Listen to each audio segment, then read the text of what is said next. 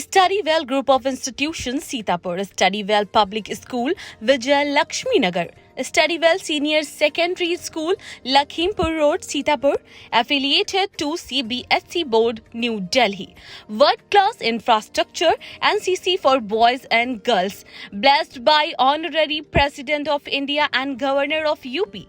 State-of-art labs, school cinema, ultra-modern teaching support, digital classroom. Studywell Group presents ITI and Pharmacy College.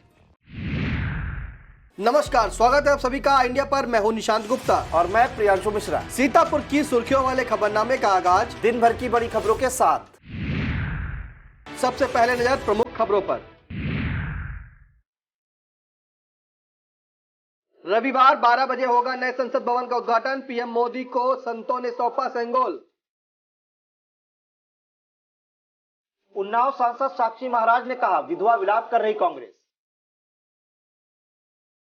Akhilesh Yadav ने कहा, भाजपा सरकार 10वें वर्ष में नहीं, सत्ता के अंतिम वर्ष में प्रवेश कर गई।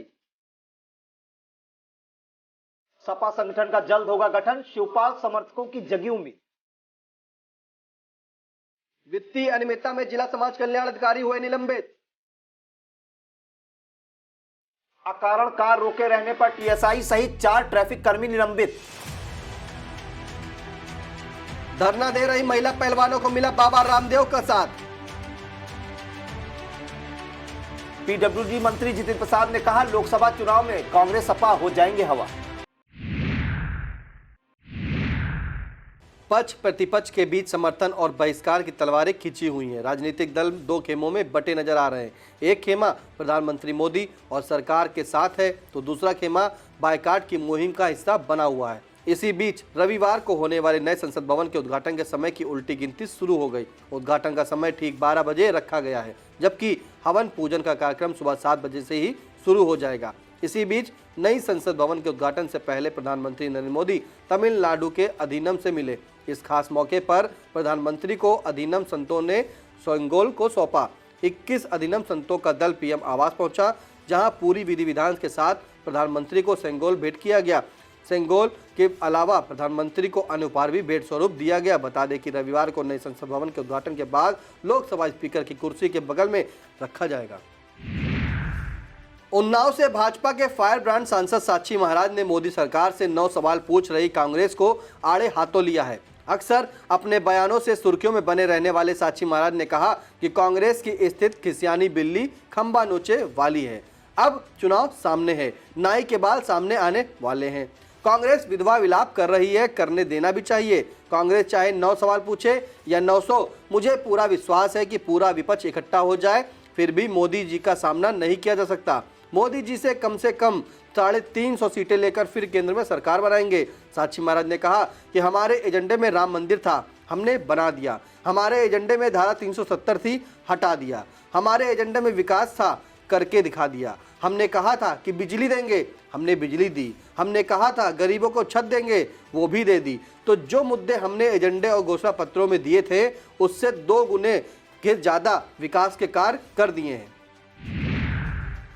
यूपी के नगर निकाय चुनाव को लेकर अब तक हवा में तैरते रहे आरोप अब अदालतों में पहुंचने लगे हैं। ऐसा ही एक मामला पीलीभीत जिले से आया है। यहां की बीसलपुर नगर पालिका के अध्यक्ष पर दूसरे स्थान पर रहे निर्दलीय प्रत्याशी ने भाजपा प्रत्याशी की जीत को अदालत में चुनौती दी है। इसी लेकर पीलीभीत के जिला एवं सत्र न्यायाधीश में याचिका दाखिल की गई है। कोर्ट ने याचिका स्वीकार करते हुए इस मामले के विपक्षियों को नोटिस जारी करने का आदेश दिया है। पीलीभीत नगर पालिका अध्यक्ष पद के चुनाव परिणाम में भाजपा की शशि जायसवाल चुनाव जीती थी, जबकि निर्दलीय मीतू जायसवाल दूसरे स्थान पर रही थी। मीतू जायसवाल ने कोर्ट में याचिका दाखिल कर भाजपा प्रत्याशी शशि जायसवाल को गलत तरीके से विजयी घोषित किए जाने का आरोप लगाया है। याचिका में कहा गया है कि चुनाव प्रक्रिया का उल्लंघन कर मतगणना में धांधली की गई है। याचिकाकर्ता ने इस मामले में निर्वाचित भाजपा की चेयरमैन शशि जायसवाल सहित 27 लोगों को पार्टी बनाया है। कोर्ट ने मामले की अगली सुनवाई 14 जुलाई को होना तय किया है।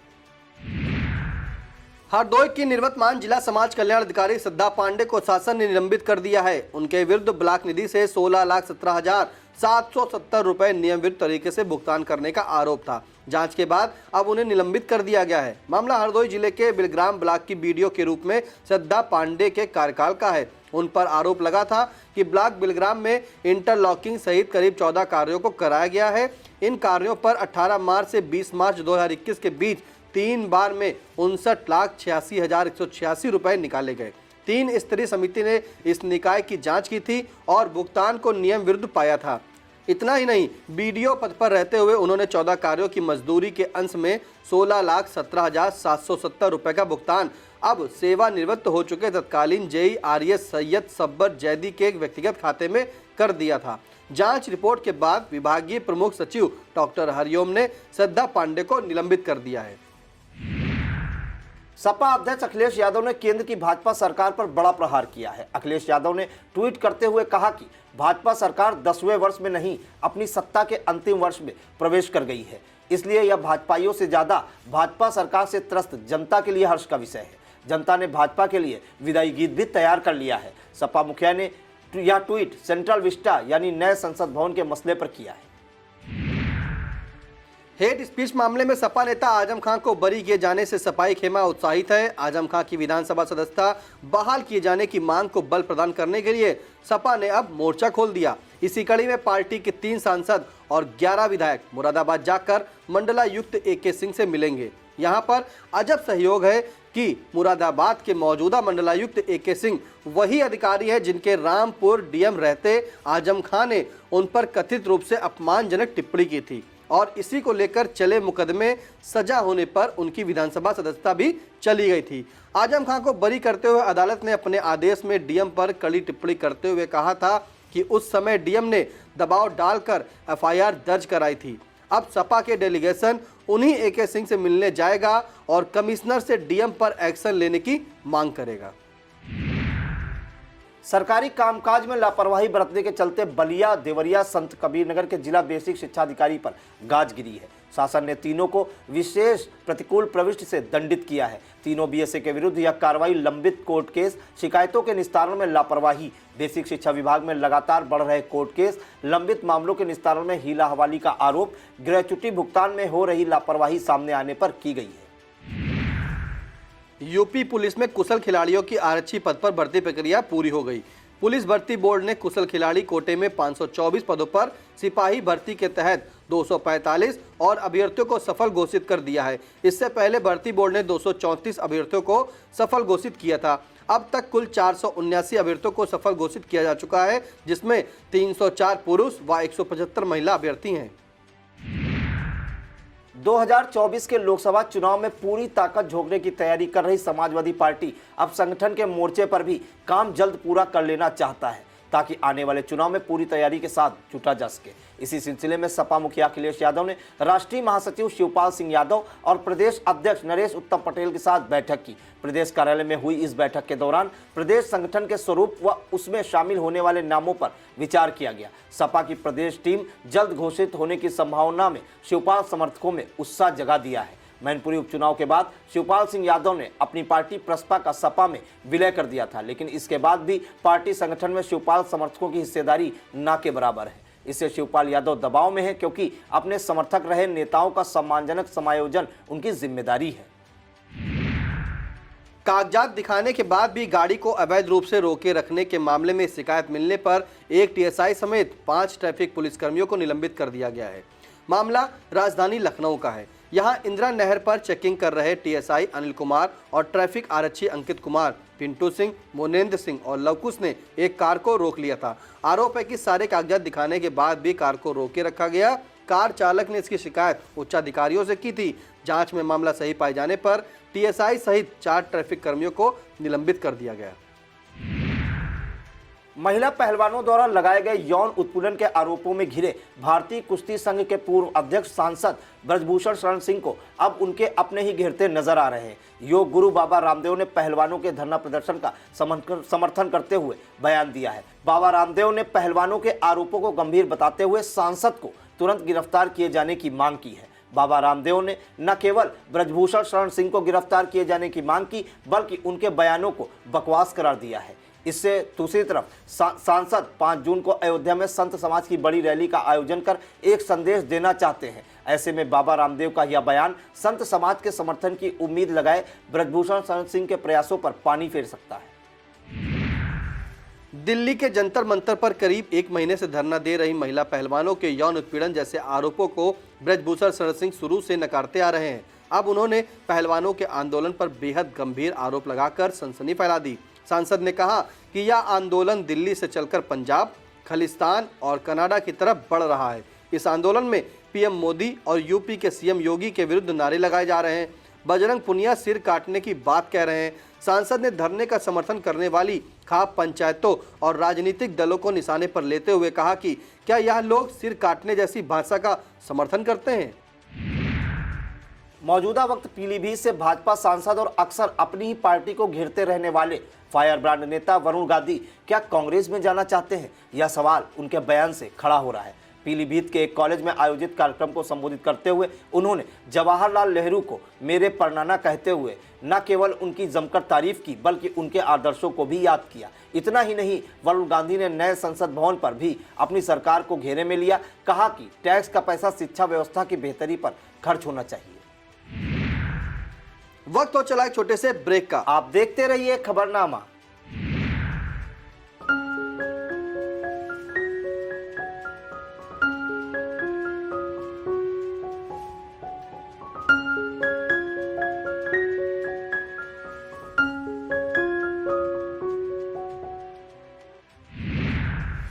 आयकर से जुड़े एक मामले में गांधी परिवार को बड़ा झटका लगा। दिल्ली हाईकोर्ट ने कांग्रेस नेताओं सोनिया गांधी, राहुल गांधी और प्रियंका गांधी वाड्रा की इस मामले से जुड़ी याचिकाएं खारिज कर दी। याचिका में गांधी परिवार ने आर्म्स डीलर्स संजय भंडारी से जुड़े मामले में आयकर विभाग के फैसले को चुनौती दी थी। इसी के साथ दिल्ली हाईकोर्ट ने Sanjay Gandhi memorial trust, Jawahar Bhavan trust, Rajiv Gandhi foundation, Rajiv Gandhi charitable trust, Young Indian और आम आदमी पार्टी की वह अलग अलग याचिकाएं खारिज कर दी हैं, जिनमें समान मुद्दे उठाए गए थे। बता दें कि गांधी परिवार ने इनकम टैक्स के मुख्य आयुक्त की तरफ से अंकल वर्ष 2018-19 के लिए अपने केसों को सेंट्रल सर्किल में स्थानांतरित करने के संबंध में जारी हुए आदेश को चुनौती दी थी। दिल्ली हाईकोर्ट के न्यायमूर्ति मनमोहन और न्यायमूर्ति दिनेश कुमार शर्मा की पीठ ने फैसला सुनाते हुए वर्तमान रिट याचिकाओं को खारिज कर दिया है।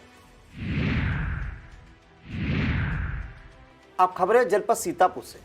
एक मंदबुद्ध विवाहिता को सकुशल उसके परिजनों से मिलाकर सीतापुर जनपद पुलिस ने ऐसा काम किया है जिसकी सब सराहना कर रहे हैं। सीतापुर के संदना थाना इलाके में एक विवाहिता भटकते भटकते गोपालपुर भट्टा पहुंच गई थी। सूचना मिलने पर प्रभारी निरीक्षक ओम प्रकाश तिवारी, मैं हमरा आरक्षी अर्पित तिवारी और महिला आरक्षी मनीषा शर्मा प्रियंका सिंह के साथ गोपालपुर भट्टा पहुंचे। काफी देर तक महिला से उसका नाम पता जानने का प्रयास किया जाता रहा। बड़ी मुश्किल से पता चला कि महिला का नाम दीपिका पत्नी माया राम है, जो हरदोई जिले के थाना कासिमपुर अंतर्गत कहेली की निवासी है। 3 दिन पहले वह अचानक घर से निकलकर भटकते भटकते गोपालपुर भट्टा पहुंच गई थी। यह जानकर प्रभारी निरीक्षक ने अपने समकक्ष प्रभारी निरीक्षक कासिमपुर से संपर्क साधकर पूरी बात बताई, जिसके बाद दीपिका के भाई धीरज को बुलाकर उसके सुपुर्द कर दिया गया। 3 दिनों से भटकती 4 माह की गर्भवती दीपिका के पास कपड़े या कोई सामान नहीं था, इसलिए संदना पुलिस टीम ने उसे नए कपड़े, साड़ी आदि देकर विदा किया। सीता ग्रुप ऑफ एजुकेशन की शाखा Mahendra Kumar Shastri memorial inter college Rampur Mathura में प्रतिभा अलंकरण समारोह आयोजित किया गया। समारोह को संस्था अध्यक्ष मिथिलेश वाजपेयी ने संबोधित किया। प्रतिभा अलंकरण समारोह में अवंतिका सिंह, श्रुति कीर्ति दीक्षित, राधिका चौहान, पल्लवी मिश्रा, शिवम कुमार, साइमा खातून, संजय राजपूत, दीक्षा मिश्रा, मोहम्मद रियाज, अनुराग वर्मा, रितेश कुमार, निष्ठा कात्यानी, विकास व आर्यन गुप्ता, द्वितीय स्थान पाने वाली अर्पिता सिंह, शिवान सिंह, विकास गौतम, सूरज निषाद, मोहम्मद साहिल, राजू मौर्य, रुमेशा, आराध्या जायसवाल, सलोनी व अंशिका, समिष्ठा जैन, आलोक, रोली, आशीष व रजनी को तथा तृतीय स्थान पाने वाले बसु, रितेश अवस्थी, नौसे सचिन, सिफा जितेश, शादिया खातून, जानवी सिंह, इकरा मोनिका व अर्चना प्रदीप, आकाश, अभिनव व जैनब, हिमांशी सहित करीब 6 दर्जन मेधावियों को पुरस्कृत किया गया। इस अवसर पर प्रधानाचार्य अमरीश ओझा, उप प्रधानाचार्य संगीत त्रिपाठी, अमरदीप अवस्थी, प्रकाश वर्मा, राकेश मिश्रा, उमाकांत शुक्ला आदि लोग मौजूद रहे। नगर निकाय चुनाव परिणाम घोषित होने के बाद विभिन्न पराजित प्रत्याशियों द्वारा पुनर्मतदान और पुनर्मतगणना को लेकर चुनाव आयोग में प्रार्थना पत्र दिए जा रहे हैं। इसे लेकर अपर जिलाधिकारी और उप जिला निर्वाचन अधिकारी नगर निकाय राम भरत तिवारी ने स्थिति स्पष्ट कर दी है। एडीएम ने कहा कि आरओ द्वारा निर्वाचन परिणाम घोषित कर दिए जाने के बाद ही राज्य निर्वाचन आयोग का अधिकार समाप्त हो गया। अब आयोग को इसमें किसी भी प्रकार के हस्तक्षेप का अधिकार नहीं है, इसलिए घोषित परिणाम के विरुद्ध आयोग में प्रार्थना पत्र देने की आवश्यकता नहीं है। बल्कि यदि निर्वाचन परिणाम को चुनौती देनी है तो सक्षम न्यायालय में ही निर्वाचन याचिका दायर की जा सकती है। मौसम के करवट लेने से लोगों को गर्मी के प्रकोप से कुछ हद तक निजात मिली है। वहीं शनिवार की सुबह मौसम कुछ इस तरह बदला कि तेज आंधी चलने के बाद झमाझम बरसात शुरू हो गई। हवाओं के चलते पारा काफी गिर गया। इससे लोगों को मई में दिसंबर जनवरी जैसी सर्दी का एहसास होने लगा। करीब 2 बजे के बाद आसमान पर फिर से धूप का कब्जा हो गया। शपथ ग्रहण करने के बाद सीतापुर नगर पालिका परिषद बोर्ड की पहली बैठक आयोजित की गई। इसमें चेयरमैन नेहा अवस्थी और ईओ वैभव त्रिपाठी के साथ सभी सभासदगण मौजूद रहे। मीटिंग हॉल में पालिका के सभी कर्मचारी भी मौजूद रहे। शहर की भौगोलिक स्थिति जानने के लिए ड्रोन उड़ाया गया। पहली बैठक में इसी शहर के लिए कई अहम फैसले लिए गए। इस दौरान जल निकासी समेत अन्य बिंदुओं पर चर्चा की गई। इससे पूर्व पालिका कार्यालय पहुंचने पर चेयरमैन नेहा अवस्थी का सभासदों और कर्मचारियों ने स्वागत किया। सीतापुर स्थित पीएससी 27वीं वाहिनी में मिशन लाइफ अभियान के तहत कार्य कराए गए। अभियान का नेतृत्व सेना नायक एमआर सिंह ने किया। इस दौरान शिविरपाल अनिल कुमार के निर्देशन में अधिकारियों कर्मचारियों की साइकिल रैली का आयोजन किया गया।